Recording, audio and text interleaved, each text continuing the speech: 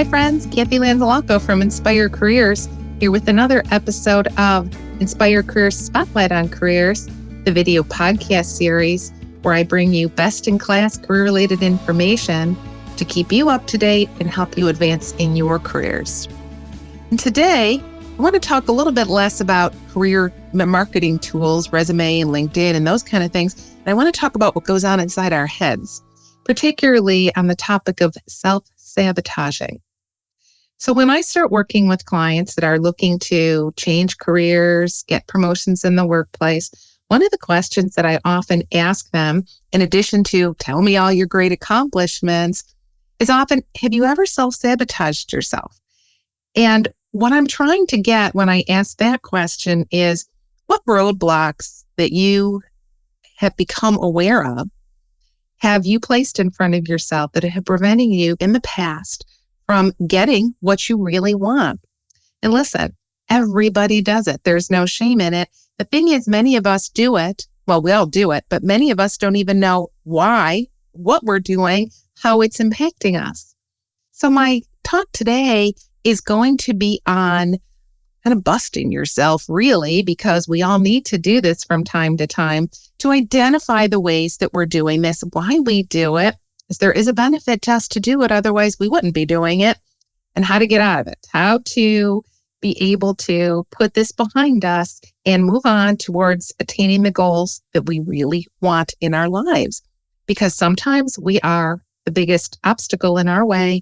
We like to think it's other people. We like to think it's the economy. We want to think it's other things that have happened, circumstances, but it really is not. It's really up here and it's us. So let's talk a little bit about that. So let's talk about what self-sabotage is, how that plays out for us, right? It's the ways that we talk ourselves out of doing things that we know that we should.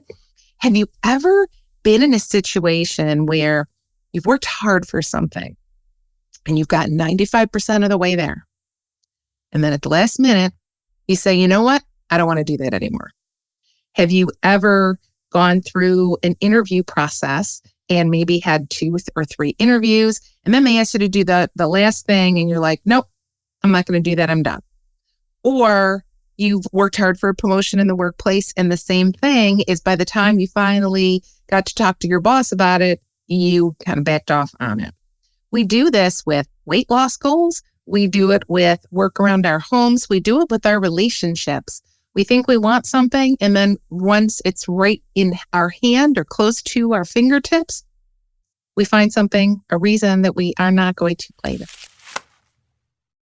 So let's talk about that. How does self-sabotage actually play out in ourselves? So let's identify it. Can't do anything about it until we identify it. So the first way we do it is overthink. Have you ever said to yourself, overthinking? I think too much about things. I feel too much about things, but we just analyze to death. Analysis paralysis. That's overthinking. What could happen? What if I do this? And then you start following the path of 100 things down the line. The chances are none of them are going to happen, or maybe one of them might. And before you know it, you've just gotten yourself all wound up about things that could happen, and you've just talked yourself out of it without even knowing you've done it, but because you were still in the throes of thinking about it. So a lot of that happens because we're afraid to make the wrong decision. I'm one of those people too, where sometimes I'll put a piece of paper, a big line down the middle, and I'll put pros and cons to do things. I'll walk around with that list for days. I'll think about it, maybe weeks. I've done it. I know I've done it. I bet you have as well. So we're afraid to make a choice, and sometimes we just have to step out. A lot of these decisions aren't big ones, and we make them bigger by overthinking them. The next one is procrastination. And we delay things, waiting to see if the circumstances will play out differently. Hoping to see that maybe another choice will come up. Maybe you have to pay your taxes, and it would be better to pay it earlier because there's no penalty, but you wait and you wait and you wait because maybe something will happen. Well, I don't really have the money. And then you wait because you still don't have the money. So there's a lot of different ways. This is not just about careers, but how are we doing that? Waiting and waiting. Have you ever had to complete a task for your boss or in your own business and you keep putting it off. You know you're supposed to do it on Monday. Here it is Friday afternoon, and you still haven't gotten to it. Why not? Why not?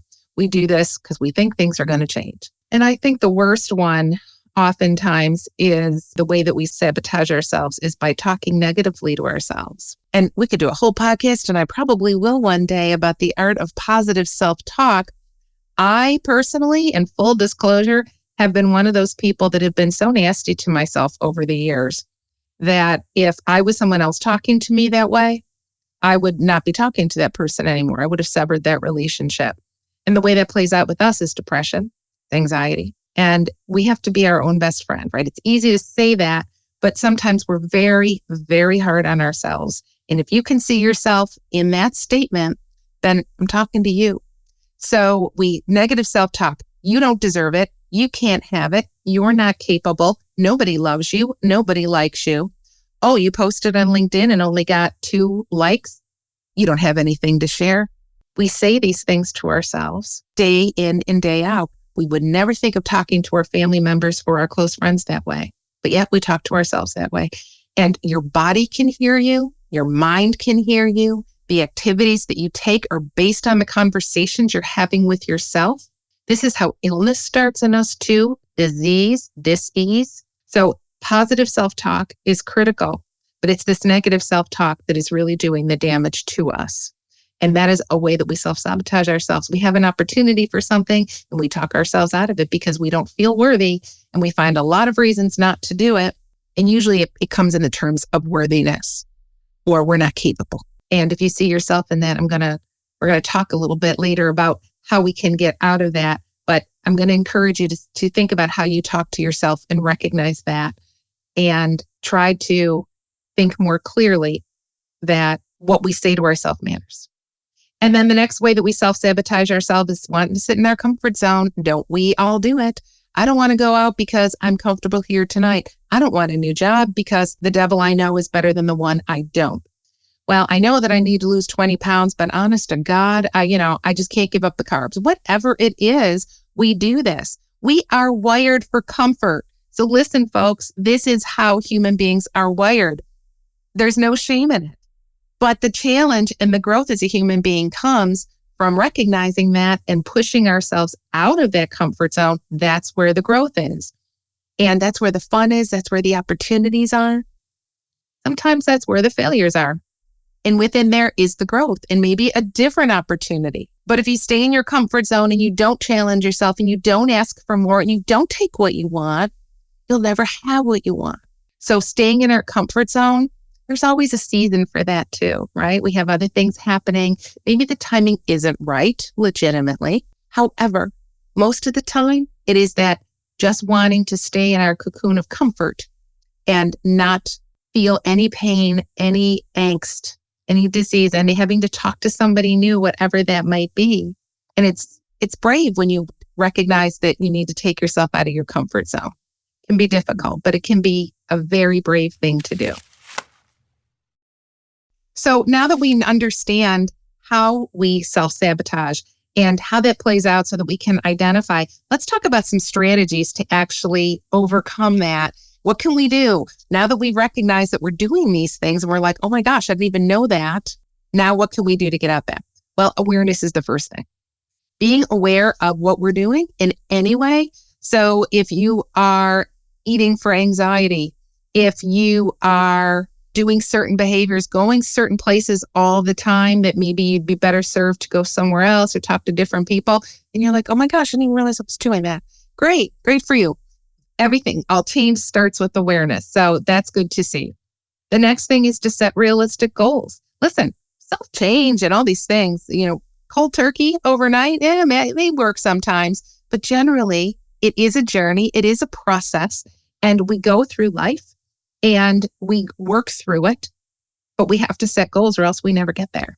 And if you're watching this and it's early in the new year or coming close to that time, that's a great time to start goals. But really, we don't have to wait for January 1st. We don't have to wait for February 1st or any trigger date. Change in setting goals can start the minute that we think about them and the minute that the realization comes to us, oh, I can do this differently. I want to do this differently. No time like the present. And I think I heard a podcast, I think it was Tony Robbins years and years ago, who said the minute you have that thought is when you take your first action. That starts the momentum. So setting the realistic goals. Realistic is the key word there.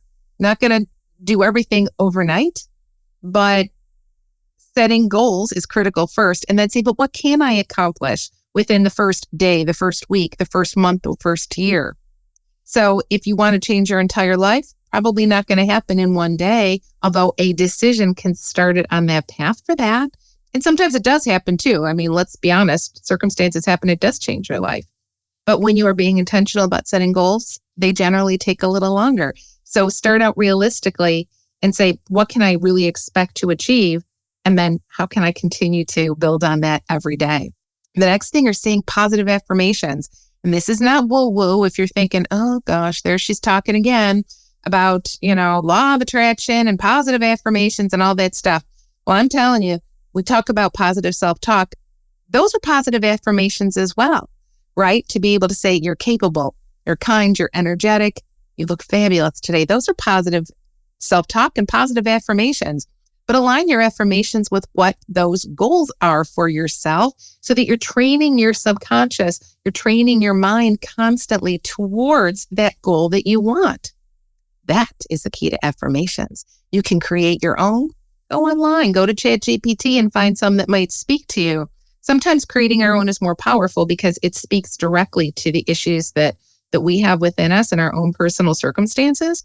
But positive affirmations, saying them several times a day, writing them down, repeating them in front of the mirror, major action. And listen, that's simple to do, but it can be super powerful. And it's just one piece of the strategy where you keep stacking all these things on top of each other can be extremely powerful. The next one is recognize that failure is inevitable along the way. It's going to happen. And it may not be the big, massive fail, but the little fails in between. And when I get the little fails in between, my first response is I hate myself, right? My first response is I say, you could have done better. Shame on you. Oh no, and then I reset. I take a deep breath. I literally take a deep breath. And then I say, okay, I know this is going to turn out okay. It always does. What am I learning from it? What can I do? And do I need to walk away from it for a minute to regain perspective? But those little fails can often lead to great opportunities. You don't have to lose your job to know that the door is going to open for a new job. It always does. And yes, it could absolutely be that, but it could just be that you didn't hit your weight loss goals for this week. You didn't get all the shopping done that you meant to do. You didn't make those additional phone calls that you were going to make for the sales group that you're in charge of. It can mean a lot of different things. Sometimes the little fails too is maybe you've made 100 sales calls and you anticipated you'd close 20% of those and you closed 3. That's kind of a failure if you're being measured on that metric. Okay, so what can you do to change that? But embrace that and to say, there's a lesson in here. There's a lesson. And had I closed that 20 or 30% right away, I wouldn't have had the opportunity to think deeper because next time maybe I can close 40%. So you have to embrace those failures and say, what else can I learn? The next one is to seek support. And that means from friends and from family. It could mean a coach. It could mean support group. Support groups are great to be able to know that you're not in it alone, whatever it is, whether it's struggling with addiction, whether it is looking for a new career, whether it is just leveling up your life, whatever it is, there is a support group for everyone out there, people all in it together and understanding that your struggles, while they're all unique to us and they're important to us, we're really not on the path alone. There's a lot of other people who have gone before us or are in it with us that can say, why don't you try this? I'm here for you. I get it. You're not alone. So that's a perfect thing to do. And then the other strategy is mindfulness. Being aware of what we're doing. How many times have you gotten in your car to go somewhere and you're there and you don't even know how you got there? Your car's kind of on automatic pilot. And before you know it, you arrive somewhere. And how about this? If it's not even the place you wanted to go? I've done that. I'm like, why am I here? Oh my God, I thought my car was on automatic pilot. I wasn't paying attention. It's a minor thing, but I think it's a good example of how we go through our days, oftentimes mindless. We have a schedule, we stick to it, we have a routine, we do what we do, but we don't stop and think, am I really doing what I want to be able to do? And back to my goals, is it feeding my goals? Am I doing things that are not serving me? That's self-sabotage. So you have to be able to be mindful about what you're doing and then make that change aligned with where you really want to go. So it doesn't take moments. It doesn't take a lot of time to do it, but it does start with that realization, back again to that awareness, and it all continues to feed into each other. So as we talk about this, how do we really apply this? Where do we go to try to set the goals? How can we do that? And how can we integrate our affirmations and the positive self-talk? The first thing that I'm going to suggest is daily reflection. You don't keep a journal? Do that for yourself. I am telling you, this is life-changing, keeping a journal. And it could be everything from personal to professional, a mix. It can be a place that you store quotes that you love, goals that you have. But to have a place that you can actually safely, because it's yours and it's private, it should be private in many cases, you can share it, but the concept is that it is a completely safe space where you can write down your goals, your aspirations, your fears, your dreams, and then work through them importantly. That is the critical piece of it. What else can I do? How can I set this goal for myself? What are the steps I can take? I'm feeling really lousy today. I just need to dump it out in here. I know tomorrow's going to be better, but for today, I feel lousy and I'm going to embrace the feeling. That is all part of being able to do daily reflections. What did I do well today? How about this? Every night before you go to bed in your journal, write down 3 successes of the day. Daily reflections. Sounds like a Saturday Night Live kind of episode, doesn't it? A skit. Daily reflections. But really, when you're doing it, it helps you put yourself in the right mindset before you go to bed and your self-conscious takes over. So what did you do that day that you were proud of, that you're happy of, things that you really intentionally wanted to do and you achieved those? You can also write down what did not work out so well and how you're going to make that shift to make tomorrow a better day. So again, it's your safe space to be able to work through these issues and do that. So after that, setting micro goals. Earlier, I said, set realistic goals. Right? So again, you're not going to lose 20 pounds in a week. Maybe you can lose 5 the first week, and then maybe after that you lose 2. But set the micro goals. So the micro goals for something like that are on a daily basis. How am I going to eat? What is my activity level going to look like? How am I going to talk to myself? How am I going to replace bad habits? Those are micro goals just for the day. This is what I'm going to do today. This is what I'm going to do tomorrow. This is what I'm going to do by Friday. One step at a time. You know what else you're doing? You're stepping out of your comfort zone, but you're not in pain and in grief about it because you're just gently moving slowly at a time. And you're getting out of your comfort zone, but a little bit at a time. And that can be a lot more helpful to do it that way. Positive self-talk. Get in front of that mirror every day, every morning and every night. Go in the bathroom to brush your teeth, take your shower, look in the mirror. I love you. You look great today, right? And talk to yourself and enjoy it. Do you talk to yourself anyway? You know you do. We all do.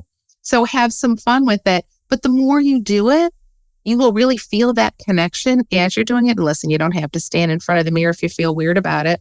Do it in your car. Do it at home while you're getting dressed. Do it while you're making dinner. But make sure that you're doing it for yourself, talking to yourself, empowering yourself, building your confidence, all of these things that you need to go out and slay whatever goals you have in front of you.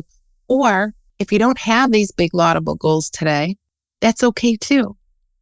But think about, again, what we're talking about here, ways that we are self-sabotaging ourselves. It can be little things that maybe we just, on a daily basis that we're not doing and that we know we really wanted to do. It doesn't have to be big, shiny things, but think about that and set those little micro goals to be able to get to where we are.